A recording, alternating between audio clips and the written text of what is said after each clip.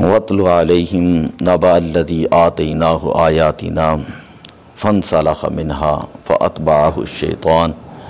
فَكَانَ مِنَ الْغَاوِينَ۔ قرآن کریم والفرقان حمید کے اندر ایک انسان کی اصلاح کے لیے ایک بات اللہ تبارک و تعالیٰ نے کئی جگہوں پر کئی انداز کے اندر اور کئی مثالوں کے ساتھ جو ہے وہ سمجھائی ہے۔ بات یہ ہے کہ الہاکم التکاثر حتی زرتم المقابر، یہ والی بات جو ہے یہ اللہ تعالیٰ نے کئی جگہ پر سمجھائی کہ انسان کو جس چیز نے ہلاک کر دیا ہے وہ اس کے دل کی لالچ اور طمع ہے، حتیٰ کہ اس لالچ کے اندر اس نے ساری زندگی گزار دی، حتیٰ زرتم المقابر، اور انسان جو ہے وہ قبروں تک جو ہے وہ چلا جاتا ہے۔ حضور علیہ الصلوۃ والسلام نے ارشاد فرمایا اگر کسی انسان کو سونے کی 2 وادیاں بھی دی جائیں تب بھی انسان کی ہرس اور لالچ ختم نہیں ہوگی، یہاں تک کہ قبر کی مٹی جو ہے وہ ابن آدم کے منہ کو بھر دے گی۔ آپ دیکھیں پہلے پارے کے اندر یہودیوں کا ذکر ہے۔ یہودی لوگ جو ہیں وہ حضور علیہ الصلوۃ والسلام کو ایسے پہچانتے تھے، یعرفونہ کما یعرفون ابناءہم، جیسے وہ لوگ اپنے بچوں کو، اپنی اولاد کو، حقیقی اولاد کو ان کو پتہ ہوتا تھا یہ میری اولاد ہے اور ساری نشانیاں اس کے اندر موجود ہیں، اسی طرح وہ لوگ حضور علیہ الصلوۃ والسلام کو بھی پہچانتے تھے۔ لیکن کس چیز نے ان کو مجبور کیا کہ وہ حضور علیہ السلام کا انکار کریں؟ ایک تو ان کے دل کا حسد تھا جس وجہ سے انہوں نے حضور علیہ السلام کی نبوت کا انکار کیا، اور دوسری بات جو ہے وہ بار بار اللہ نے قرآن کے اندر کہی کہ یہودیوں کے دلوں کے اندر جو ہے وہ لالچ دیں، وہ اپنی تعلیمات کو صرف دنیا کے مال اور دولت حاصل کرنے کے لیے بیچتے تھے، وہ اپنے علم کو دنیا خریدنے کے لیے بیچتے تھے، وہ اپنے علم کو دنیا کے لیے پڑھتے تھے، وہ اپنے علم جو ہے اس سے اللہ کی رضا طلب نہیں کرتے تھے، کہ انہوں نے دنیا کی جو ٹھکریاں ہیں اس کے مقابلے میں انہوں نے آخرت کو جو ہے وہ بیچ دیا تھا۔ وہ صرف دنیا کے طلبگار بن کر رہ گئے تھے، وہ صرف دنیا کے لالچی بن کر رہ گئے تھے۔ یہ جو لالچ تھی، یہ لالچ اگر ان کو پیسہ ملتا تو وہ اپنی کتاب کی جو آیات ہوتی ہیں ان کو جو ہے وہ چھپا لیا کرتے ہیں، اور جن جو ہے تورات کے اندر جہاں جہاں پر تورات کے اندر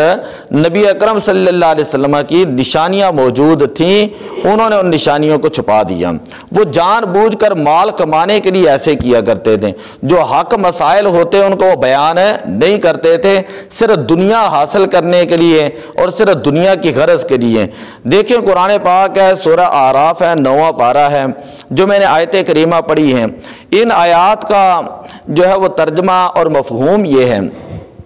کہ جب حضرت موسیٰ علیہ السلام نے ارادہ کیا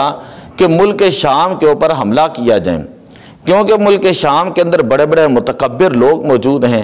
آپ نے اپنے ساتھ فوج تیار کی، لشکر تیار کیا۔ جب شامیوں کو پتہ چلا تو انہوں نے اپنی قوم کے اندر ایک شخص تھا جس کا نام تھا بلعم باعور، بلعم باعورہ بھی اس کو پڑھتے ہیں۔ بلعم باعور یہ بڑا مستجاب الدعوات تھا، بڑا نیک تھا، جو دعا کرتا اللہ تعالیٰ اس کی دعا کو قبول کر لیتا۔ لوگ اس کے پاس آئے اور آ کر کہنے لگے کہ حضرت موسیٰ علیہ السلام کا یہ ارادہ ہے، اب وہ ہمارے اوپر حملہ کریں گے اور آ کر جو ہے یہاں پر بنی اسرائیل جو ہے وہ یہاں پر رہیں گے، ہمیں ملک شام سے نکال دیں گے، لہذا آپ ان کے خلاف بد دعا کریں کہ اللہ تعالیٰ معاذ اللہ ان کو ہلاک کر دیں۔ بلعم باعور کہنے لگا کہ یہ میں نہیں کر سکتا، وہ اللہ کے نبی ہیں، اللہ کے قریب ہیں، اور ہو سکتا ہے میری دعا ان کے حق میں قبول نہ ہوں۔ خیر ان لوگوں نے کہا کہ بار بار اصرار کیا اور دنیا کی لالچ پیش کی، عہدے پیش کیے، اس نے بار بار انکار کیا۔ اب اس کی دعا کا طریقہ یہ ہوتا جب بھی کسی کے خلاف دعا کرتا تو پہلے اللہ سے اس کی مرضی معلوم کر لیتا، آیا دعا کرنی چاہیے یا نہیں کرنی چاہیے۔ خیر اس نے استخارہ کیا، جو بھی اس کا ایک طریقہ کار تھا، تو پتہ چلا کہ دعا نہیں کرنی چاہیے۔ وہ قوم بار بار کہنے لگی نہیں دوبارہ استخارہ کرے، ہو سکتا ہے کوئی اور جو ہے وہ وہاں پر حل موجود ہوں۔ خیر وہ بار بار قوم جب اصرار کرتی رہی، اس نے دوبارہ اسی طرح عمل کیا۔ اس نے کہا کہ مجھے یہ اشارے مل رہے ہیں کہ میں جو ہے وہ ان کے خلاف بد دعا نہ کروں۔ آخر کار لالچ میں آ کر پہاڑی کے اوپر چڑھا اور اس نے اس قوم کے خلاف حضرت موسیٰ علیہ السلام کے خلاف بد دعا کر دی۔ یہ جو بد دعا کی تو اس کا اثر یہ ہوا، جو دعا وہ کرتا تھا، جو وہ دعا حضرت موسیٰ علیہ السلام کے خلاف کرتا، بنی اسرائیل کے خلاف کرتا، وہی دعا اس کی اپنی قوم کے جو ہے وہ بارے میں ہو جاتی، حق ہو جاتی۔ اور جو دعا وہ اپنی قوم کی بھلائی کے لیے کرتا تھا، اس کی زبان سے جو ہے وہ بنی اسرائیل کے لفظ نکل آتے ہیں اور وہ دعا جو ہے بنی اسرائیل کے حق میں چلی جاتی ہیں، یعنی بد دعا جو ہے اس کی اپنی قوم کے حق میں چلی جاتی ہیں، اور جو دعا ہوتی ہے وہ حضرت موسیٰ علیہ السلام اور بنی اسرائیل جو ہے وہ ان کے حق کے اندر جو ہے وہ چلی جاتی ہیں۔ تو اس طرح جو ہے اللہ نے قرآن کے اندر کہا کہ وَاتْلُ عَلَيْهِمْ نَبَأَ الَّذِي آتَيْنَاهُ آيَاتِنَا۔ اب آخر کار وہ بڑا پریشان ہوا، کہنے لگا کہ میری قوم تم نے مجھے ہلاکت کے اندر ڈال دی ہے۔ تلاوت کریں ان کے اوپر اس شخص کی خبر کے بارے میں جس کو ہم نے اپنی آیات عطا کی، فَانْسَلَخَ مِنْهَا، ہم نے اس سے جو ہے اس کو ان آیات کی وجہ سے عروج عطا کیا، فَأَتْبَعَهُ الشَّيْطَانُ فَكَانَ مِنَ الْغَاوِينَ، وہ من الغاوین، اس کو شیطان نے جو ہے وہ شیطان کی پیروی کرنے لگا اور وہ گمراہوں میں سے ہو گیا۔ وَلَوْ شِئْنَا لَرَفَعْنَاهُ بِهَا، اگر ہم چاہتے ہیں تو ان تعلیمات کی وجہ سے اس کو بلند مقام عطا کرتے ہیں، وَلَكِنَّهُ أَخْلَدَ إِلَى الْأَرْضِ، لیکن وہ زمین کے ساتھ چمٹ گیا، دنیا کی لالچ اس کے اندر آ گئی، وَاتَّبَعَ هَوَاهُ، اور اس نے اپنی خواہش کی پیروی کی، فَمَثَلُهُ كَمَثَلِ الْكَلْبِ، اس کی مثال جو ہے کہ کتے کی طرح ہے، إِن تَحْمِلْ عَلَيْهِ يَلْهَث، اگر اس کو چھیڑیں اس کو تو تب بھی وہ بونگتا ہے، اور تَتْرُكُ يَلْهَث، نہ چھیڑیں تو تب بھی وہ بونگتا ہے۔ ذَلِكَ مَثَلُ الَّذِينَ كَذَّبُوا بِآيَاتِنَا، یہ مثال ہے ان لوگوں کی جنہوں نے ہماری آیات کو جھٹلا دیا۔ فَقْصُصِ الْقَصَصَ، اے پیارے نبی عام یہ قصے ان کے اوپر بیان کرے، لَعَلَّهُمْ يَتَفَكَّرُونَ، تاکہ یہ غور و فکر کریں، کریں۔ تو نبی پاک صلی اللہ علیہ وسلم کی بارگاہ میں کافر کٹھے ہو کر آئیں اور ابو طالب سے یہ کہنے لگے کہ آپ اپنے بھتیجے کو کہیں